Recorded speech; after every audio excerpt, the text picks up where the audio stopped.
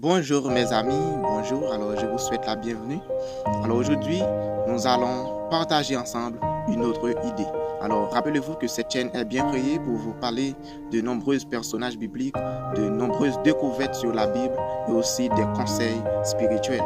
Alors aujourd'hui, nous avons une autre idée sur la table, c'est bien nous allons parler des personnages bibliques que Dieu a changé leur nom. Et quand Dieu a changé leur nom, il change aussi sa destinée et il change aussi sa mission. Alors restez suivre toute la vidéo pour voir les personnages que Dieu a changé leur nom. Et toi aussi, Dieu peut changer ton nom et ta destinée si tu restes dans l'obéissance. Alors je vous souhaite de abonner avec cette chaîne pour ne pas rater aucun de nos vidéos. Dans cette vidéo, je viens de vous parler des personnages que Dieu a changé leur nom.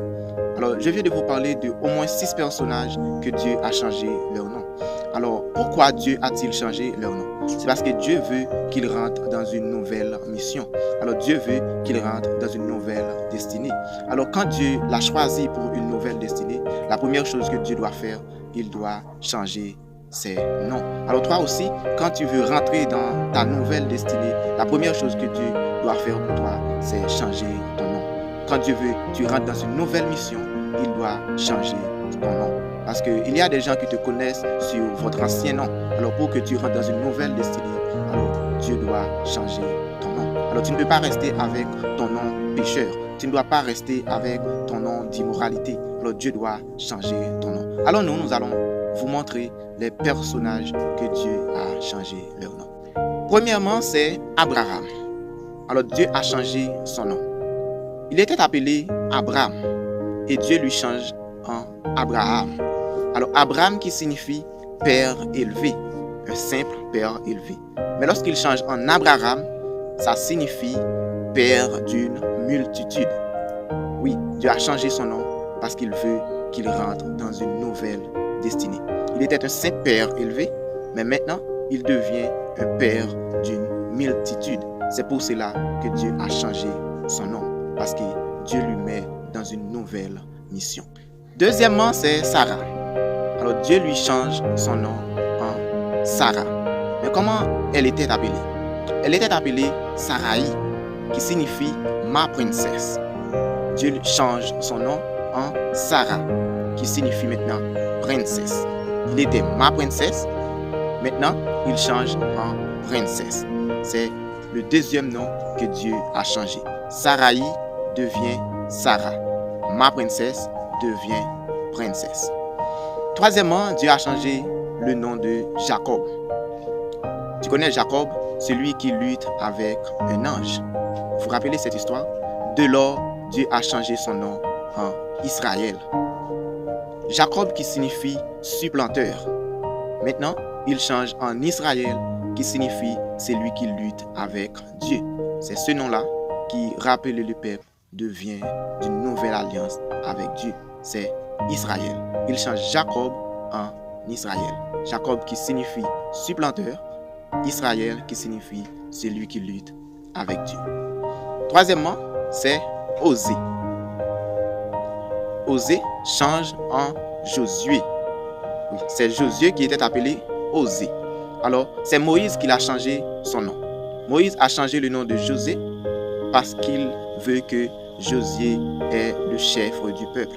Alors, Osée qui signifie salut. Osée signifie salut. Quand il change en Josué, ce nom-là devient l'Éternel est salut. Cinquièmement, c'est Simon. Simon qui change en Pierre. C'est Jésus qui a changé son nom. Lorsque Jésus déclare Simon, fils de Jonas, mais maintenant tu seras appelé Pierre, car c'est sur cette pierre que je bâtirai mon église. Simon qui signifie écouter et Pierre qui signifie le rocher. Alors son nom est changé de écouter et devenir le rocher. Et sur cette pierre que Dieu a bâti son église. Et son nom là nous montre que l'importance d'un pécheur qui devient une pierre de fondation de l'église de Jésus-Christ. Sixièmement, c'est Saul. Saul qui change en Paul, apôtre Paul. Il était appelé Saul, il devient Paul. Mais comment ce changement-là se fait? Ce changement-là se fait par rapport avec les Juifs et les Romains. Quand Paul était au service des Juifs, tout simplement, ce sont des Juifs qui les appelaient Saul. Mais quand il devient d'une nouvelle mission, d'une nouvelle destinée, maintenant il est au service de toute une génération, toute la génération romaine, alors son nom change en Paul. Alors j'avais te dit tout à l'heure, quand Dieu change ta destinée, il change aussi ton nom. Alors il était appelé Saul parce qu'il était au service seulement pour les Juifs, mais quand il devient au service des Romains, alors les Romains changent son nom en Paul. Ce que je veux te faire retenir, c'est que Dieu veut changer ta destinée. Mais avant, il doit changer ton nom. Alors, de même pour moi, il était une fois, j'étais appelé tout simplement Timothée. Mais quand Dieu veut changer ma destinée, il m'appelle maintenant frère Timothée. C'est pour cela que Dieu veut changer ton nom. C'est parce qu'il veut te ramener dans une nouvelle endroit. Il veut te donner une nouvelle mission. C'est pour cela que Dieu veut changer ton nom. J'étais Timothée tout simplement, mais maintenant je suis frère Timothée. Alors Dieu a changé mon nom, c'est parce qu'il me donne maintenant une nouvelle mission. Alors il reste à vous maintenant de abonner et partager et aussi liker la vidéo pour nous encourager et pour avoir aussi de nouvelles vidéos sur les personnages bibliques, sur des conseils spirituels sur notre chaîne.